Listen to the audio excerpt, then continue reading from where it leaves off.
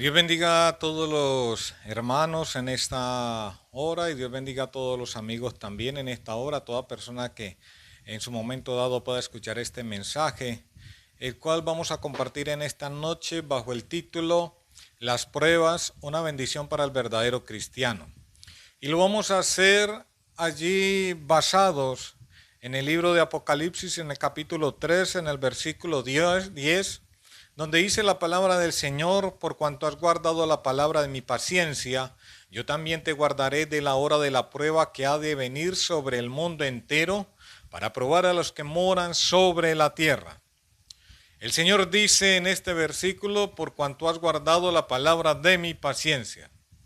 Hay varias traducciones acerca de este versículo, pero lo que en sí nos habla este versículo es de ser perseverantes hasta el final.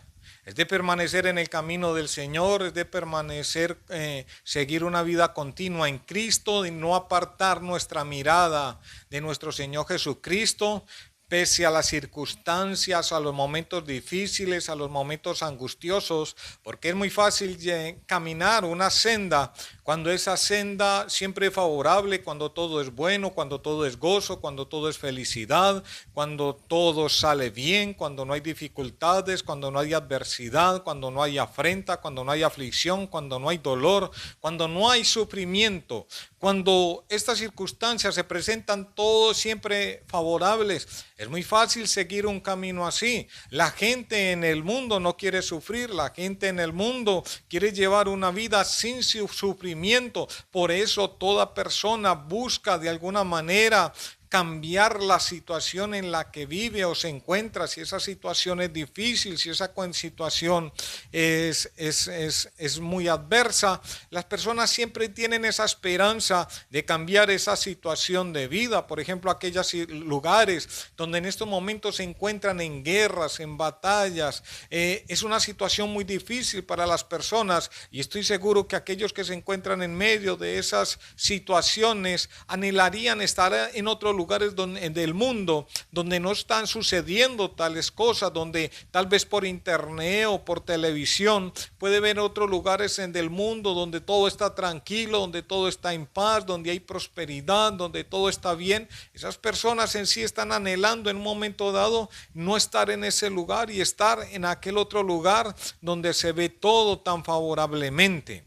Entonces, lo que la palabra nos dice acá es de perseverar, de mantenerse en el camino del Señor, a pesar de las dificultades, a pesar de las situaciones y los momentos difíciles, porque el mundo y las tinieblas se asocian siempre para procurar hacernos la vida difícil, pretendiendo socavar nuestra fe y queriendo hacer que desistamos de seguir el camino del Señor, desistamos de creer en la palabra de Dios, desistamos de creer en Cristo, que veamos que la vida cristiana es tan difícil y tan ardua que en un momento dado nos cansemos de ello y entonces busquemos el camino fácil, el camino sin dificultad, el camino sin dolor, porque hay momentos tan agobiantes, tan difíciles, que podemos decirlo, y yo creo que muchos en algún momento lo hemos expresado, que si no hubiese sido por el Señor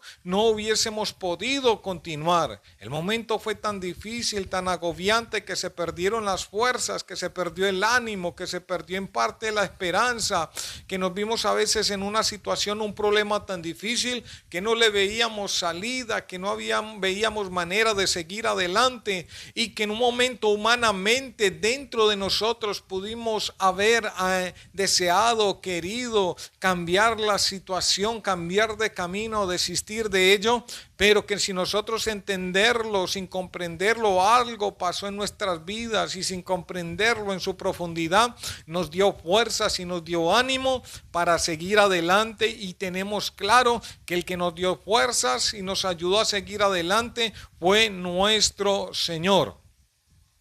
El Señor en este pasaje se refiere a una prueba que ha de venir a este mundo, y sabemos claramente que esa prueba anunciada que ha de venir a todo el mundo es la gran tribulación. La humanidad a través de la historia ha vivido momentos demasiadamente difíciles. Por ejemplo, tenemos aquel tiempo de los nazis, de la Alemania nazi, que fue muy agobiante para muchas ciudades, pero más sin embargo la humanidad ha seguido adelante. Pero la palabra nos habla de que viene un tiempo que, si estos tiempos han sido difíciles, este lo será mucho más, donde la tierra será estremecida de una manera muy dolorosa y habrá mucho sufrimiento y habrá mucha violencia. Pero yo lo que no me quiero enfocar exactamente a esta prueba, aunque la palabra nos dice y dice a la iglesia que por cuanto ella ha permanecido o ha guardado la palabra de la paciencia del Señor, el Señor promete guardar a la iglesia, a los creyentes, a los hijos de Dios, de esa prueba, de ese momento difícil. Pero en esta noche, en esta hora, no quiero hablar exactamente de esta prueba, sino que me quiero referir a las pruebas en general, a lo que concierne a las pruebas. Porque en la vida cotidiana usamos mucho el hecho de probar, usamos mucho esta palabra, y es que en torno a los artículos de valor, sabemos que en el transcurrir de la vida siempre se procura la falsificación, imitar un objeto, imitar una joya, imitar algo de valor, crear algo falso para venderlo a un precio y obtener mucha ganancia. Se ve en la falsificación de billetes, falsificación de monedas, falsificación de documentos, falsificación de artículos, falsificación de repuestos de motores. Se ve mucha clase de falsificación. Sale algo completamente original e inmediatamente a los días está saliendo una falsificación. Se ve falsificación de las obras de arte. En todos los campos se ve falsificación. Se ve personas queriendo suplantar, hacerse pasar por otras personas. Y se ha dado los casos donde han habido personas que falsifican su identidad y se hacen pasar por otras personas. Eso sucede en la vida cotidiana. Y hablando especialmente de los objetos de valor, del oro, de la plata, de todas aquellas piedras preciosas, todo se prueba para saber si estos artículos son verdaderos, son falsos, para probar su calidad, y aún las personas unas a otras se prueban para probar la lealtad y la fidelidad. Y es claro decir que algo no es aprobado como bueno, como genuino, como verdadero, hasta el momento que éste pasa la prueba. Solamente cuando se prueba, se da como aprobado, como algo genuino, como algo que es real y verdadero. Pero no todas las cosas se prueban de la misma manera. Para cada artículo, para cada cosa, para cada objeto, hay una manera diferente de probarlo. Cuando se trata de piedras preciosas, cuando se trata de diamantes, cuando se trata de esmeraldas, cuando se trata de zafiros, los que son conocedores de estas piedras preciosas saben cómo ponerlas a prueba. Ellos saben cuál es el proceso para ponerlas a prueba, para que se haga manifiesto las que son falsas, o se confirmen las que son reales. En el caso del oro, de la plata, también hay diferentes maneras de probarlo. Algunos agregan ácidos, otros los ponen al fuego, y hay mucha manera y diversidad de probar las cosas. En el caso de un artículo, en el caso, por ejemplo, de las monedas, en el caso de los billetes, hay procesos diferentes para probarlos si son reales o son falsos. Asimismo, la calidad de las cosas, también hay diferentes maneras de probarlos para ver qué de tan buena calidad, porque también está esta clase de pruebas. Por ejemplo, un terreno se prueba, pasa una prueba para ver de qué tan buena calidad es el terreno y qué tal está de nutrientes, qué tan fértil es, para poder saber si se puede sembrar en ese terreno o no. Entonces, en muchos campos de la vida se utilizan las pruebas. Así, en cada aspecto de la vida, todo artículo, usted se da cuenta que este por lo regular tiene un sello que identifica su creador, que identifica la fábrica donde se hizo, y por ese sello también se mira su originalidad. Mas sin embargo, todo esto tratan de falsificarlo. Pero ese sello es lo que hace la diferencia. Pero observe algo, el mismo que crea la pieza es el mismo que mejor la conoce y es el que mejor conoce cómo probarla para conocer su autenticidad o para conocer su calidad. Asimismo, el Señor prueba a los suyos.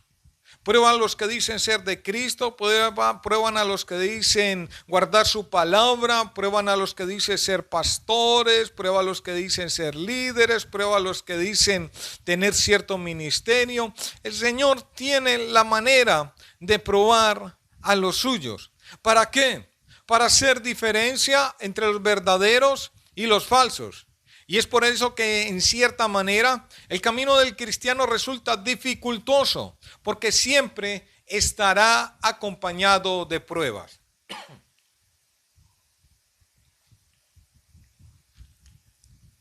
Pero esto no debe ser motivo de preocupación para el cristiano genuino, para el cristiano verdadero, para el cristiano que ha nacido verdaderamente, que es un hijo de Dios.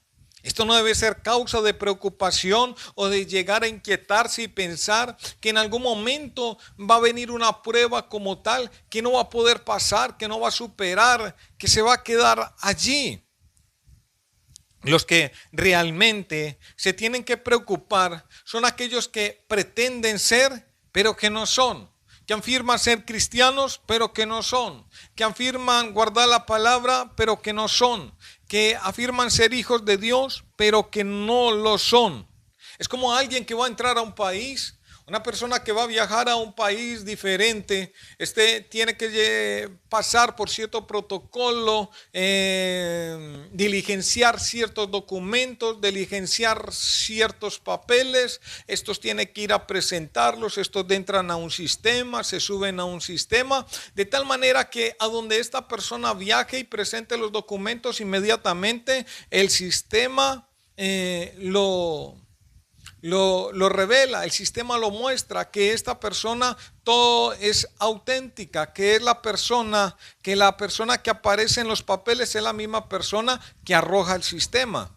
Entonces una persona que ha hecho todo correctamente, ha diligenciado los papeles adecuadamente, los ha ido a presentar en los lugares debidos y que ha sido allí introducido en el sistema, esa persona al momento de viajar y de presentarse en un aeropuerto y tener que presentar los documentos, esa persona no tiene nada de qué preocuparse, todo lo ha hecho bien, todo está correcto, los sellos que llevan, los documentos que porta son genuinos, son reales. Entonces al momento de estas autoridades querer verificar que estos papeles sean genuinos, sean reales, que esos sellos sean reales, esa persona los pasa con confianza, sin ningún temor y sin ningún miedo, porque sabe que van a ser hallados genuinos. Pero no en el caso de la persona que lo ha hecho todo incorrectamente y que ha falsificado los documentos, que ha falsificado los papeles, que ha pagado para que aquellos sellos sean falsificados. Esa persona al momento de encontrarse ante una autoridad y que ésta se disponga a examinar profundamente los documentos, las firmas, los sellos, todo, a mirar en el sistema, entonces esta persona verdaderamente va a entrar en preocupación. No hay confianza en sí mismo porque ella misma es consciente que todo es falso, que nada es real y que en el momento dado todo se va a poner en manifiesto y que toda aquella falsedad va a ser expuesta. El Señor a través de la historia ha probado a su pueblo. Así lo dice en la palabra en el libro de Deuteronomios capítulo 8 versículo 2 y dice: y te acordarás de todo el camino por donde te ha traído Jehová tu Dios estos 40 años en el desierto, para afligirte, para probarte, para saber lo que había en tu corazón, si habías de guardar o no sus mandamientos. Cuando observamos otras traducciones es importante ver el porqué de la prueba. El Señor dice en el versículo que habíamos leído, para saber lo que había en tu corazón. Ese es el porqué de la prueba, para saber lo que había en tu corazón, si habías de guardar o no tus mandamientos. Ahora, ¿cuál es el medio que el Señor utiliza para probar? La aflicción. El Señor dijo que te he traído 40 años en el desierto para afligirte, para probarte. ¿Por medio de qué lo probó? Por medio de la aflicción. Otras traducciones dicen así, el porqué dice, para revelar tu carácter, para saber dónde estaban tus prioridades. Y como ya lo he dicho, y observamos el medio usado para el Señor probar, y es la aflicción. Creando ¿qué? Situaciones difíciles, situaciones adversas, situaciones complicadas para nosotros, situaciones que nos causan aflicción, dolor, tristeza, sufrimiento. En el caso del pueblo de Israel, el Señor permitió que en un momento dado tuvieran sed. En un momento dado permitió que tuvieran hambre. En otro momento dado permitía que fueran rodeados por enemigos. Era la manera de afligirlos. Pero el Señor tenía el control de todas las cosas y todo esto lo permitía el Señor para probar a su pueblo, como dice la palabra, para ver si había de guardar o no sus mandamientos. Porque cuando todo anda bien, cuando todo es prosperidad, cuando todo nos sale a las mil maravillas, cuando todo sale como lo planeamos, el carácter del hombre tiende a ser uno. Pero cuando todo empieza a salir mal, cuando viene el fracaso, cuando no hay prosperidad, cuando todo se torna difícil, cuando viene la enfermedad, cuando viene el dolor, cuando viene el sufrimiento, el carácter del hombre tiende a cambiar. El carácter del hombre varía según las situaciones, cambia según las situaciones, como el caso de alguien rico, al cual lo rodean muchas personas, y estas personas que lo rodean le manifiestan su afecto, le manifiestan su lealtad, están con él en todo momento, le manifiestan su amistad.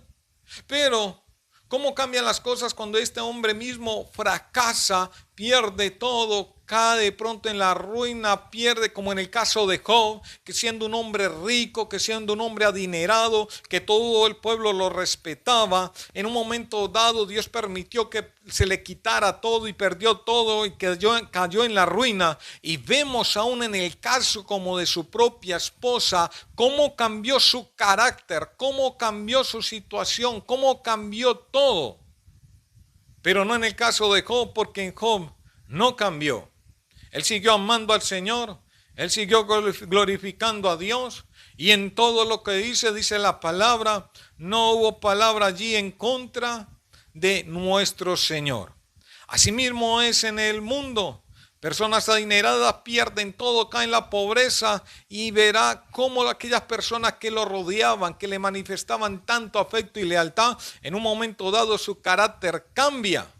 Porque ya no es la misma situación, porque ya no pueden obtener lo que esperaban de ese hombre, los beneficios que esperaban de ese hombre.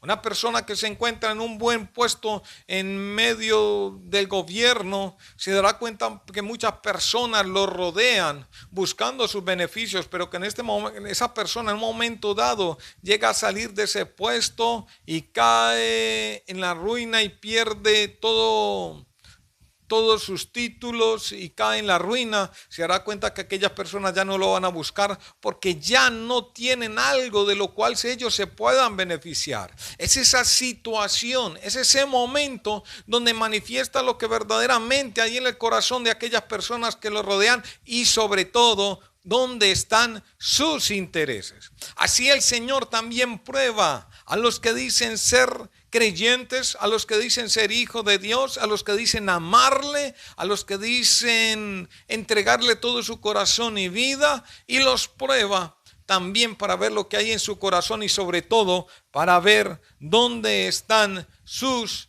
prioridades. Pero Dios no solamente usó la aflicción como prueba, Dios también tiene infinidad de medios para hacerlo, de tal manera que hay pruebas tan sutiles que usted ni siquiera se da cuenta o percibe que Dios lo está probando a través de esa situación. Y todo lo que es tu carácter real se hace manifiesto, lo oculto de su corazón se hace manifiesto, tus prioridades se hacen manifiestas. Por ejemplo, tenemos el caso de Ezequías, a quien el Señor le concedió 15 años más de vida. En un momento donde él enfermó, el Señor le mandó allí el profeta que le dijese, que le hablara de que preparara su casa porque iba a morir. Pero este hombre se volteó a la pared, lloró, clamó al Señor y el Señor le concedió 15 años más. Y sobre todo la gran prosperidad que le concedió en aquel reino. Y aquellos hombres de otras naciones como los de Babilonia enviaron a ciertos hombres, a ciertos príncipes que le llevaran ciertos presentes a este rey. Porque se habían sorprendido de la gran obra, de la gran proeza que había sucedido allí en medio del rey Ezequías, en tanto a lo personal como en tanto a la nación, de cómo había crecido, se había enriquecido y había tomado tanto poder. Y estos reyes mandaron allí ciertos príncipes a llevarle ciertos presentes, a que exaltasen al rey Ezequías, y él se sintió exaltado de tal manera que la palabra dice que más Ezequías no correspondió al bien que le había sido hecho, sino que se enalteció su corazón y vino la ira contra él y contra Judá y Jerusalén. Pero más sin embargo, cuando miramos el versículo 31, allí se nos aclara que esa obra de estos hombres de enviar estos presentes a través de estos príncipes, que esto verdaderamente era permitido por la misma mano de Dios, por la misma mano del Señor. Así lo dice este versículo, dice: mas en lo referente a los mensajeros de los príncipes de Babilonia, que enviaron a él para saber del prodigio que había acontecido en el país, Dios lo dejó para probarle. Dios lo dejó para probarle, para hacer conocer todo lo que estaba en su corazón. Mire lo que dice: Dios permitió esto para probarle. Esta situación que parecía tan sutil, de honrar a este rey, de llevarle presentes, de en cierta manera mostrarle respeto, de en cierta manera de exaltarlo, esto lo había permitido el Señor para probar el corazón de Ezequías, para conocer todo lo que estaba en su corazón. Y la palabra nos dice que Ezequías no correspondió al bien que se le había sido hecho por Dios, sino que se enalteció en su corazón. Así que una persona que se enaltece es fácil de conocerle por lo mismo. Por lo regular gusta exhibir ante la mirada de los demás, sean riquezas, posesiones o virtudes, carros, casas. Estas personas viven exhibiendo. Una persona que se exalta a sí mismo exhibe sus posesiones, exhibe sus riquezas. Todo lo que le pueda causar renombre lo exhibe. Porque así estuvo lo que hizo el rey Ezequías. Cuando estos mensajeros fueron a él les mostró todos los tesoros, abrió allí aquellos lugares que no eran asequibles a nadie, no eran asequibles ni al mismo pueblo, donde estaban allí guardados aquellos tesoros, aquellas riquezas. Pero este hombre fue y exhibió ante los ojos de estos mensajeros todas aquellas riquezas, y esto no agradó al Señor, porque esto fue una forma de exaltarse. Por eso, hoy en día, cuando miramos todo lo que está sucediendo hoy en día a través de las redes, a través de la internet, a través de todos los canales que se dan a través de la internet, nos podemos dar en cuenta que lo que más se está llenando hoy el ser humano es de vanidad, es de exaltación propia, porque vemos a toda persona exhibiendo su vida privada, exhibiendo su hogar, todo lo exhibe porque quiere reconocimiento, porque quiere que todos los vean, porque cuando uno se exhibe, eso es lo que uno procura, que las demás personas lo vean y en cierta manera ganar admiración. Otros tratan de despertar envidia en los demás. Cada quien sabe solamente el Señor en lo profundo del corazón el motivo por lo cual lo hace, pero el hecho de exhibirlo ya es una manera de exaltarse a sí mismo porque quiere que los demás lo vean. Pero la persona prudente, la persona que no busca la exaltación, que no está libre de la vanidad, es una persona que aunque posea riquezas, posea posesiones, no ve ninguna necesidad de exhibirlo ante los hombres. Una persona que tiene virtudes no ve la necesidad de exhibirlas ante los hombres, a no ser que sea en un caso necesario. Pero por lo regular busca la prudencia. Es así el ejemplo mismo que nos ha dejado el Señor Jesucristo. Cuando nosotros miramos al Señor Jesucristo y realizaba allí grandes milagros, grandes sanaciones, el principio de nuestro Señor Jesucristo fue que no darse a conocer. Él procuraba, le aconsejaba a estos hombres que no dijeran a nadie de quién les había sanado. Solamente les decía: ve, preséntense allí al templo y glorifiquen a Dios, den gracias a Dios y digan solamente cuán grandes cosas ha hecho Dios por ellos. No, el Señor no les decía: vayan, diga que el Señor Jesucristo fue el que los sanó, que Jesús fue el que los sanó, que el Jesús, el hijo del carpintero, fue el que los sanó. No, Él les decía: vayan y digan cuán grandes cosas ha hecho Dios con vosotros. Porque el principio del Señor no fue enaltecerse a sí mismo, sino enaltecer el nombre del Padre, dar a conocer el nombre del Padre, engrandecer el nombre del Padre, glorificar al Padre en todo lo que Él hacía. Pero miramos que hoy en el mundo esa es la, como dicen popularmente, la tendencia en el mundo: exhibirse, enaltecerse, vanidad. Y a esto no está ajeno los creyentes, los cristianos, porque vemos lo mismo, exhibiéndose a sí mismo y exhibiéndolo todo. Se hace una construcción, se compra un local, se compra un templo, se alquila algo, se hace un evento, todo lo exhibimos. Se construye un templo, igualmente se exhibe por las redes porque queremos que lo vean, porque queremos ganar admiración, porque queremos ganar reconocimiento. Y hoy vemos al mundo cristiano en esa misma tendencia, en enaltecerse a sí mismo, llenos de vanidad, llenos de engreimiento, llenos de orgullo, exhibiéndose a sí mismo, queriendo ganar admiradores, queriendo ganar seguidores, haciendo lo mismo del mundo. Dios prueba también nuestra obediencia y confianza. En Éxodo capítulo 16, versículo 4 dice la palabra: y Jehová dijo a Moisés: he aquí yo os haré llover pan del cielo, y el pueblo saldrá y recogerá diariamente la porción de un día, para que yo lo pruebe si anda en mi ley o no. Pero algunos desconfiaron de Dios y no guardaron su palabra, y todo aquello que guardaron de más le dio gusanos y se echó a perder. El Señor les había dado claramente indicaciones de cuánto tenían que recoger para cada día. Y había prometido que cada día Él haría que en la mañana, el rocío de la mañana, allí descendiera el maná y que todos recogieran para lo del día. Eso no solamente lo habla el Señor en aquel tiempo en que el pueblo de Israel andaba por el desierto. Nuestro Señor Jesucristo, para nuestro tiempo, también nos dice lo mismo. El Señor dice que las personas del mundo se afanan por estas cosas, porque no ven de qué van a comer, qué van a vestir, qué va a ser del otro día, y que ese es el afán de las personas del mundo. Pero el Señor nos dice a nosotros los cristianos, le dice: mas vosotros no hagáis de esta manera. Él dice: mi Padre que está en los cielos, Él sabe que vosotros tenéis necesidad de estas cosas. Pero el Señor dice: buscad primeramente el reino de Dios y su justicia, y lo demás vendrá, será añadido, vendrá por añadidura, o será añadido.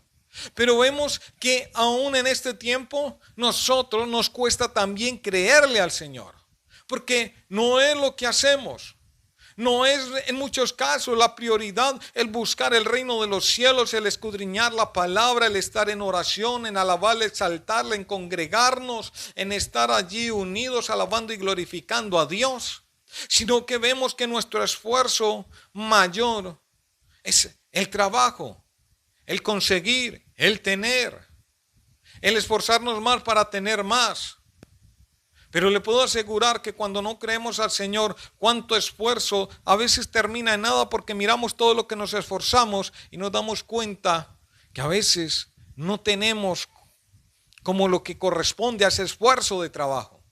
Y es simplemente porque no le creemos al Señor, que Él nos está diciendo: búsquenme a mí primeramente, busquen el reino de Dios, busquen su justicia, y lo demás os será añadido.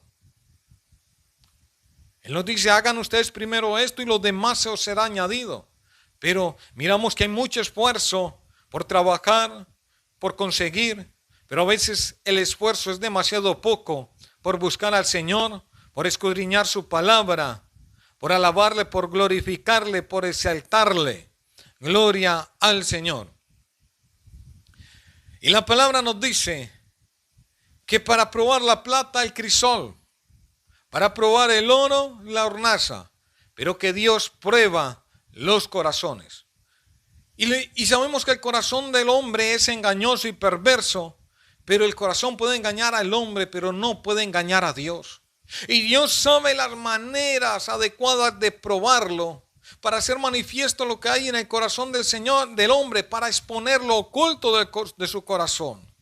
El Señor sabe de qué manera probarlo.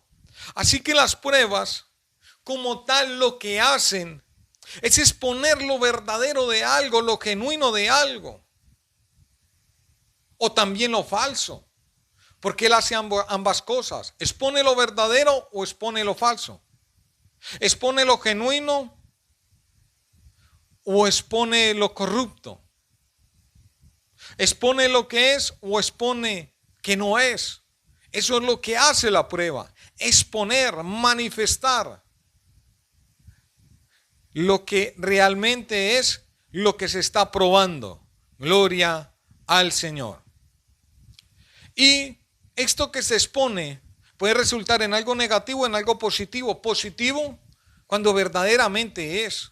Negativo cuando resulta que lo que se ha probado resulta ser falso. Así hoy en día hay una cantidad de iglesias que al momento de ser probadas por la palabra de Dios, se hace claramente manifiesto que esas iglesias son falsas, que no están fundamentadas en el que no están cimentadas en el fundamento de Cristo, que sus doctrinas no concuerdan con las doctrinas bíblicas. Y muchas iglesias, congregaciones, al examinar sus enseñanzas y a ponerlas a prueba ante la luz de la palabra, se hace claramente manifiesto que muchos de estos lugares realmente no pertenecen al Señor, porque no están cimentadas en la enseñanza de Cristo, en la enseñanza de los apóstoles, en la doctrina bíblica. Y fácilmente se hace claro que son erróneas, que son falsas. Eso no ha de extrañarnos, porque ya el apóstol Pedro lo había advertido, el apóstol Pablo y nuestro mismo Señor Jesucristo lo había advertido, de que vendría tiempo donde habrían falsos profetas entre el pueblo, como también habrían falsos maestros que introducirían enseñanzas y doctrinas destructoras, pero que estas personas, con todo esto que hacían, lo único que están haciendo es atesorando destrucción para sí mismo, condenación. Pero en medio del pueblo cristiano, en el medio del pueblo que sigue al Señor, también se encuentra una cantidad de personas que se encuentran en medio de estas iglesias, que ellos dicen ser cristianos, que dicen ser amantes de la sana doctrina, pero en que en realidad no lo son. Están en medio de la verdadera iglesia del Señor, están en medio de congregaciones que verdaderamente sirven al Señor, pero que aunque se encuentran en medio de las congregaciones y que en algún momento pueden optar hasta por liderazgo, títulos, ciertos servicios, pero que aunque se encuentran allí, no son verdaderos cristianos. Y a estos son los que prueba el Señor. ¿Y para qué los prueba? Exactamente para eso, para probar si son verdaderos y son falsos. En cierta manera, no para el Señor conocerlos, porque el Señor con solamente mirarlos, Él se da cuenta que son verdaderos o que son falsos. Pero lo que hace es exponerlos ante los ojos de los demás, como personas falsas, como personas no genuinas, como personas que solamente dicen ser de labios, pero que no son. Y el Señor, por medio de la prueba, lo que hace es exponer su falsa fe. Como ya lo había dicho antes, la prueba no debe ser motivo de angustia o preocupación para el cristiano genuino, para el cristiano verdadero. La prueba tiene que ser preocupación, es para el falso cristiano, para el falso creyente. ¿Y por qué? Como ya hemos dicho, la prueba es para hacer diferencia de lo verdadero de lo falso, para exponer la verdad o para exponer la mentira. Pero la prueba como tal no destruye a nadie, solamente expone lo verdadero o lo falso. Entonces, en el caso de un cristiano genuino verdadero, al momento de ser probado, este cristiano va a pasar la prueba, porque lo que se va a exponer es lo que realmente hay en su corazón. Entonces, si este hombre es un cristiano real, un cristiano verdadero, un cristiano genuino, y no vamos aquí a hablar de los grados de celo, los grados en lo que la persona puede amar a Dios, porque sabemos que hay cristianos reales que unos aman en un grado mayor, otros aman en un grado menor, otros son muy fieles y obedientes en un grado, otros no tanto, pero que más sin embargo no dejan de ser cristianos, que no dejan de ser hijos de Dios, que son verdaderamente hijos de Dios. No vamos a hablar de eso. Estamos solamente hablando de ser cristianos, de ser creyentes, de ser hijos de Dios, de ser personas que han nacido de nuevo, de ser personas que tienen el Espíritu Santo en sus corazones, de ser personas que están sellados con el sello del Espíritu Santo. Entonces, cuando una persona de estas es probada por el Señor, esa persona no tiene que tener ningún temor, porque la prueba lo único que va a exponer es eso, es que es genuino, es que es un hijo de Dios, es que es un creyente, es que es un cristiano. Eso lo va a exponer. Pero en el caso del falso, ese sí ha de preocuparse, porque cuando el Señor lo pruebe, entonces lo que se va a hacer manifiesto es que era un cristiano falso, que no era real, que era verdadero, que solamente era de labios, pero que su corazón estaba muy lejos del Señor, que su corazón para nada estaba en el Señor y que en su corazón para nada estaba la presencia de Dios. Al contrario, en el caso del creyente, cuando éste es probado por medio de una circunstancia difícil, por medio de un momento duro, alguna aflicción, sucede lo mismo que en el oro, cuando es puesto allí en la hornaza, cuando es introducido y es puesto en el fuego. Gloria a Dios. Porque cuando se tiene el oro por bloques, hay casos donde simplemente tomaban ciertas piezas de cobre que es muy bien pesado, muy pesado, lo moldeaban a semejanza del oro y solamente lo cubrían por fuera de oro, pero su interior era completamente falso, era completamente cobre. En ese caso, el exponerlo al fuego destruía, fundía el oro que lo cubría y exponía el interior que había allí de aquel bloque de oro. Asimismo sucede en el cristiano verdadero. Al cristiano real y verdadero la prueba no lo destruye. Al cristiano verdadero la prueba lo que hace es que expone, por una parte, que es un cristiano genuino y verdadero. Pero en un caso, por ejemplo, de cuando se prueba un bloque de oro al fuego y este se funde, el fuego que lo funde no lo destruye. Él sigue siendo oro, aunque está fundido, aunque está líquido. Pero esto permite también que la escoria fluya, que las partículas que lo contaminan fluyan. Porque las partículas son mucho más livianas que el oro. El oro permanece abajo y las partículas fluyen. Y esto se le conoce escoria. Algunos agregan algunos otros minerales para ayudar a este proceso. Pero lo que hace es que en medio de la fundición la escoria fluye. Y entonces a través de un proceso se retira la escoria, se retira aquellas partículas. Y lo que esta prueba hace y permite es que el oro sea más purificado, es que el oro sea más limpio. Así también la prueba en el creyente genuino sucede lo mismo, no lo destruye. No es fácil, pero además de ello, de exponer que es un cristiano genuino y real y verdadero, también lo que hace es que expone si hay allí escoria en lo profundo del corazón, si es que hay partículas allí contaminantes, estas también se van a hacer manifiestas. Y también a través del proceso que el Señor permita, van a ser extraídas y van a ser quitadas. Y aquella persona va a ser más purificada, más santificada, más limpia, más acepta ante Dios. En sí, la prueba se vuelve una bendición para el cristiano genuino y verdadero, no para el falso, porque expone su falsedad. Pero para el cristiano real y verdadero, la prueba también se convierte en una bendición. Entonces, por eso es que les decía al principio, el cristiano real no tiene por qué temer las pruebas.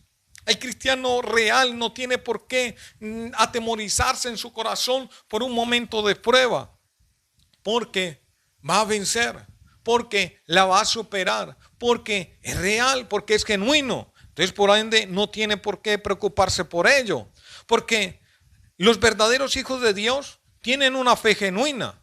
Y todo verdadero hijo de Dios vence, porque así lo dice la palabra de Dios, porque todo lo que es nacido de Dios vence al mundo. Y esta es la victoria que ha vencido al mundo, nuestra fe. Y la fe genuina impartida del cielo siempre vence, porque la fe que nos ha sido dado no es cualquier fe. El espíritu que mora en nuestros corazones no es cualquier espíritu. El amor que ha sido derramado en nuestros corazones no es cualquier amor. La fe que nos ha sido dada es una fe que ha sido derramada del cielo, dada del cielo, un don del cielo, un don de Dios. El espíritu que habita en nuestros corazones es el mismo espíritu que estaba allí en nuestro Señor Jesucristo, que habitó en nuestro Señor Jesucristo y que lo levantó de entre los muertos. Ese es ese mismo espíritu el que está en nuestros corazones. Y el amor que ha sido derramado en nuestros corazones es ese mismo amor que el Señor tuvo cuando fue allí a la cruz del Calvario. Ese mismo amor con el cual Él tomó aquella cruz sobre sus hombros. Es ese amor con el cual Él llevó esta cruz allí hasta aquel monte y puso su cabeza allí también para que fuese puesto aquella corona de espinas. Es ese amor con el que Él puso su espalda para que fuese latigado y castigado. Fue ese amor con el cual Él guardó silencio, porque Él no procuraba pasar, huir de este momento de esta prueba, no, de este momento difícil. No, el Señor no tenía esa intención. Él, la disposición que tenía era de entregarse a sí mismo, entregar su vida, ir allí y morir en la cruz del Calvario. Fue con el amor que Él extendió sus manos para que fuesen traspasadas por aquellos clavos, como también sus pies. Fue con aquel amor que Él estuvo allí sufriendo en la cruz hasta morir y entregar su espíritu y su vida para salvación de la nuestra. Ese mismo amor es el que ha sido derramado en nuestros corazones por el Espíritu Santo. Y ese amor es tan sublime y tan poderoso, que resulta completamente irracional para el hombre. Él no lo puede comprender, el hombre natural no lo puede comprender y le resulta completamente irracional. El hombre del mundo se queja de sus líderes, se queja de los presidentes, se queja de los gobernantes. Y los gobernantes están allí en sus grandes casas, ganando riquezas en comodidades, mientras la población vive sumisa en la pobreza, pero no se quejan. Es el pueblo el que va y lucha, batalla, sufre los momentos difíciles, muere en las batallas, mas aquellos hombres líderes están allí cómodos, seguros en sus casas, y cuando termina la batalla, entonces son ellos los que se paran y hablan y toman la gloria para sí mismos. Pero no fue así nuestro Señor Jesucristo.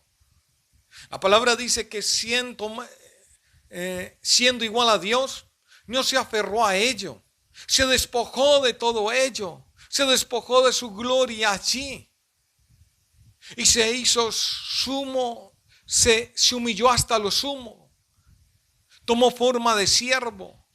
Y como la palabra lo dice, se hizo pobre para enriquecer a muchos. Se entregó a muerte para darnos a nosotros vida. Y el Señor Jesucristo no envió a ningún otro a que hiciera la obra por Él, para Él después tomar la gloria para sí. No envió un ángel, no envió un serafín, no envió un querubín, no envió un arcángel, no envió a ningún otro. Él mismo vino, hizo la obra, él mismo vino y sufrió, él mismo vino y batalló, él mismo vino y tomó la victoria por sus propias manos, él mismo vino y sufrió las heridas, él mismo vino y sufrió las espinas, él mismo vino y sufrió los clavos, él mismo vino y cargó la cruz, él mismo vino y puso su espalda para ser latigado, él mismo vino y llevó la cruz allí hasta el monte Calvario, él mismo vino y puso las manos y los pies para que fuesen traspasados, y él mismo murió en la cruz para darnos vida a nosotros. Y por eso le fue dado un nombre que es sobre todo nombre. Es por eso que el mundo no puede comprender este amor.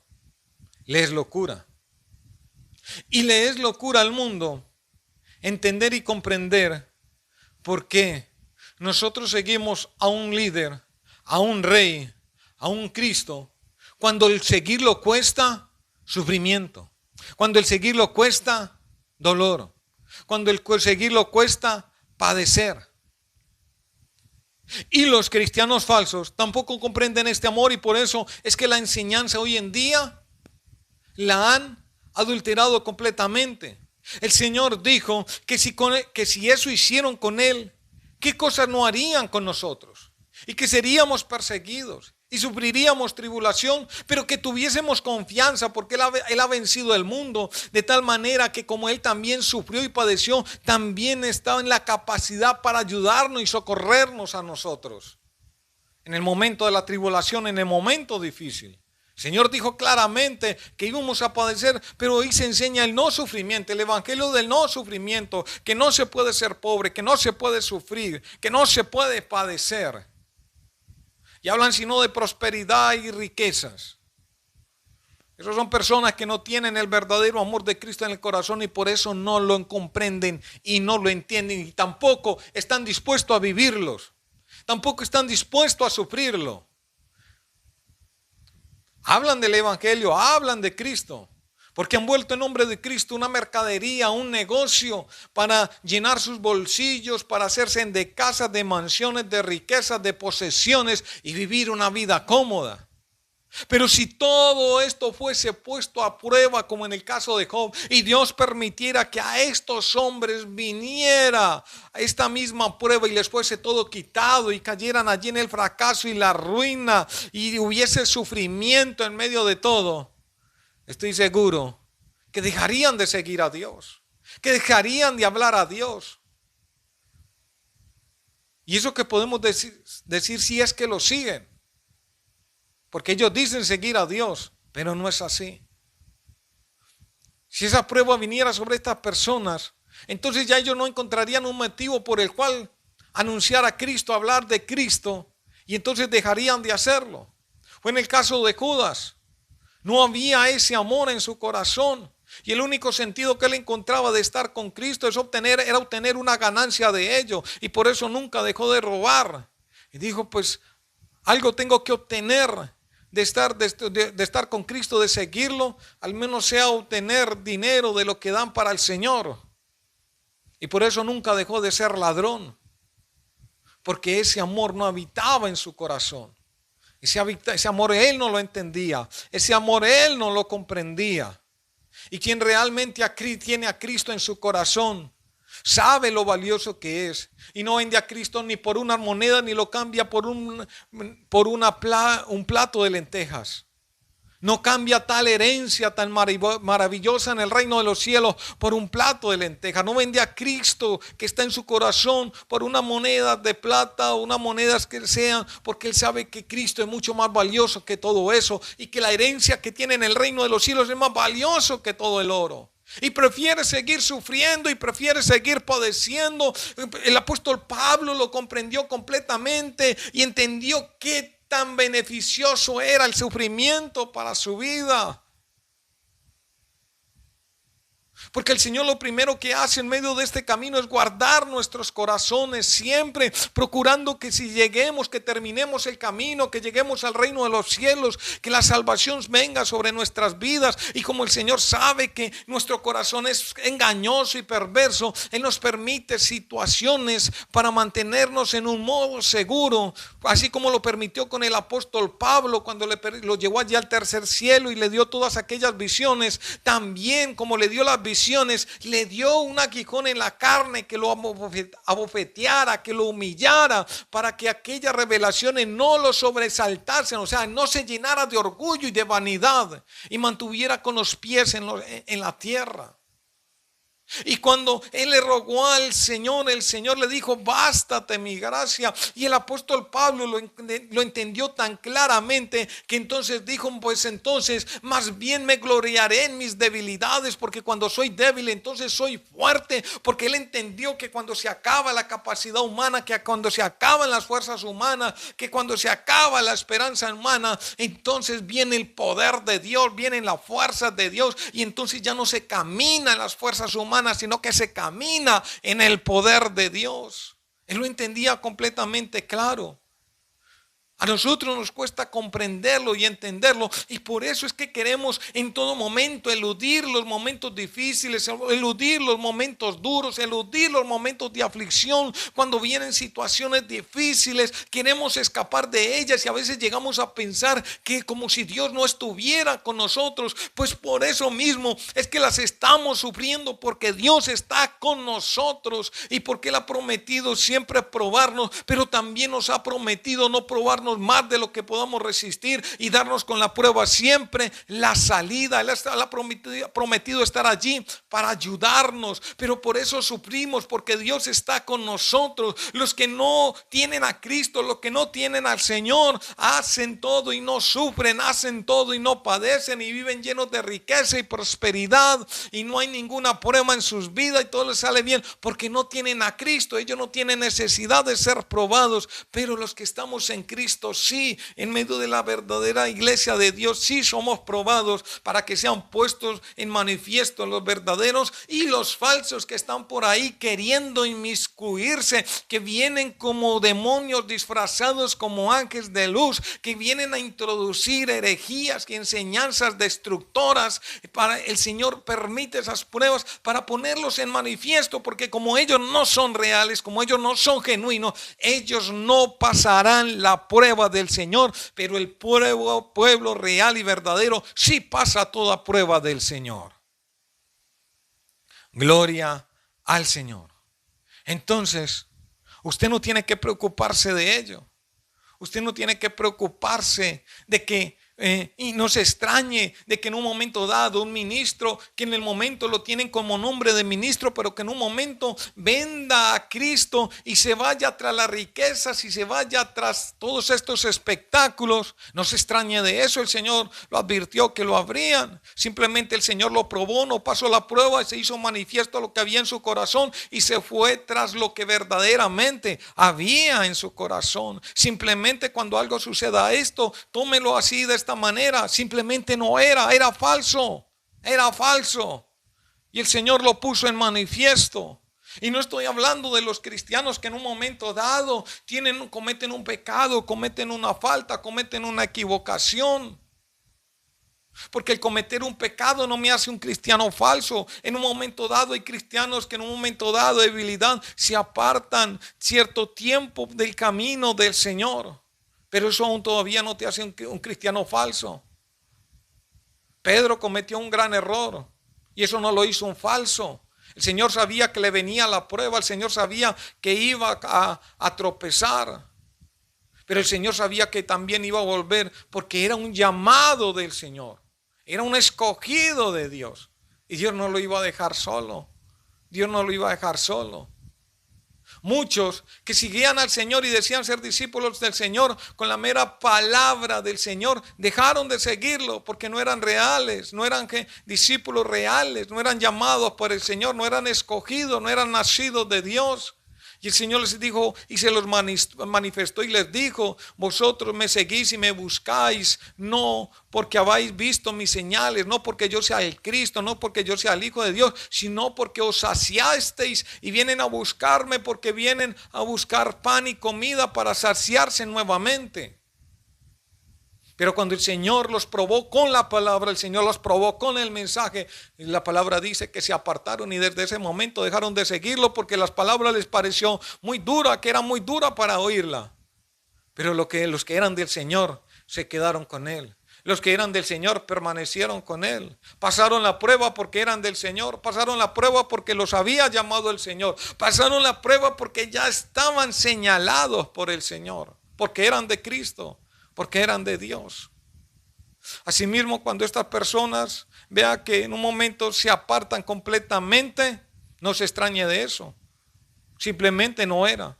Y aquel que en un momento dado se apartó en un momento, no significa que haya sido un falso. Fue un momento de debilidad. Pero le voy a decir lo que va a pasar con uno que es un hijo de Dios verdadero.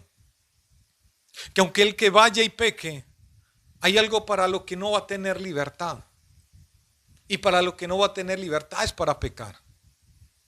Porque aunque vaya y peque, su conciencia le estará hablando de que le ha fallado a Dios. En el momento que se consuma el pecado, habrá un gran peso en su corazón de remordimiento porque sabe que le ha fallado al Señor. Y ese peso lo acompañará a todo lugar. Esa conciencia, esa acusación en la conciencia lo acompaña en todo lugar. Si usted ha cometido un error, en un momento dado ha cometido una falta, usted sabe que es así. Usted cometió una falta, de pronto vino un deseo en un momento de debilidad muy fuerte y usted cometió la falta, pero cuando usted la cometió también se dio cuenta que inmediatamente vino un gran sentimiento de culpa, de remordimiento en su mente y en su corazón, que no lo dejó tranquilo, que no lo dejaba estar a gusto y que no le permitió seguir pecando con libertad. Y esto obró en su vida. No puedo decir cuánto tiempo haya demorado esto, pero ese remordimiento, esa culpa, esa conciencia obró hasta que nuevamente volvió y lo llevó a Cristo. Volvió y lo llevó al Señor, como pasó con Pedro. Él cometió esa falta, pero él lloró amargamente, derramó lágrimas, porque sabía que le había fallado al Señor. Así sucede en el que tiene el Espíritu de Dios. No porque en un momento haya pecado, el Espíritu de Dios lo deja y lo abandona. No, es un hijo de Dios. Está sellado con el Espíritu de Dios. El Espíritu sí se entristece porque hemos fallado, pero Él no nos abandona. Y el hecho de que no nos abandona es porque sigue obrando en nuestros corazones, en nuestra conciencia, hablándonos continuamente de que estamos fallándole al Señor, haciéndonos conscientes de que le hemos fallado al Señor, inclinándonos nuevamente al Señor. Así que tú no temas las pruebas, tú no temas los momentos difíciles, tú no te estés pensando que el día de mañana estés con un miedo que vas a dejar al Señor porque hay un deseo en tu corazón pecaminoso.